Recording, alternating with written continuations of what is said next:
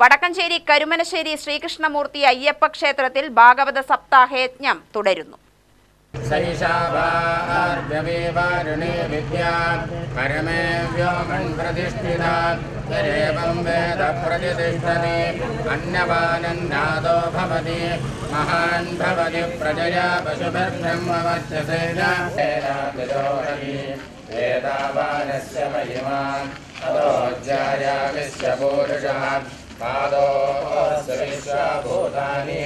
December 17 മുതൽ 24 വരെയാണ് ഭാഗവത സപ്താഹയജ്ഞം നടക്കുന്നത്.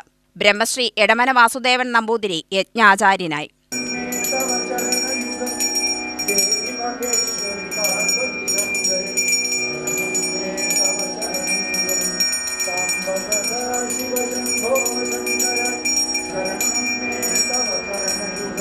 ചുണ്ടുകൂടെ വെച്ച് തേച്ച വെണ്ണ, അല്ലെങ്കിൽ പാല്, അല്ലെങ്കിൽ കുറച്ച് തൈര്, കുറച്ച് മോര്, അതൊക്കെ ഭഗവാൻ അങ്ങനെ നേദിച്ച് അത് കഴിച്ചാൽ പ്രാണന് തൃപ്തിയാണ്, വേറൊന്നും വേണ്ട.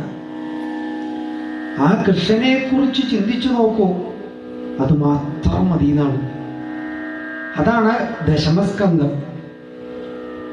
സകല പുരാണങ്ങളുടെയും സാരമായിട്ടുള്ള ഭാഗവതത്തിലെ ഹൃദയമാകുന്ന ദശമസ്കന്ധം 90 അധ്യായത്തില് നമുക്ക് ഹൃദയത്തിലേക്ക് അങ്ങോട്ട് കയറ്റി വെച്ചു തരുന്ന അസ്യാനുശയനം എന്ന ലക്ഷണം പ്രതിപാദിച്ചുകൊണ്ട് ശ്രീമദ് ഭാഗവതം അതിൻ്റെ ഹൃദയം നമ്മുടെ ഹൃദയത്തിലേക്ക് അങ്ങോട്ട് പതിപ്പിച്ചു വയ്ക്കുന്ന ആ ദശമസ്കന്ധത്തിൽ വർണ്ണിക്കുന്നത് എന്താ? കൃഷ്ണകഥകൾ.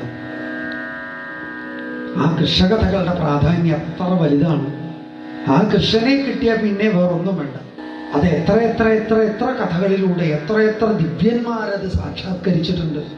5000 കൊല്ലങ്ങൾക്ക് മുമ്പ് മധുരയിൽ ജനിച്ച് അമ്പാടിയിൽ വളർന്ന് വൃന്ദാവനത്തിൽ ഓടിക്കളിച്ച് 11 കൊല്ലം കൊണ്ട് ആ ഗോപികമാരെയും ഗോപന്മാരെയും ഒക്കെ ഏതോ തലത്തേക്ക് എത്തിച്ച ആ കൃഷ്ണന്റെ കുട്ടിക്കാലം, താരുണ്യകാലം.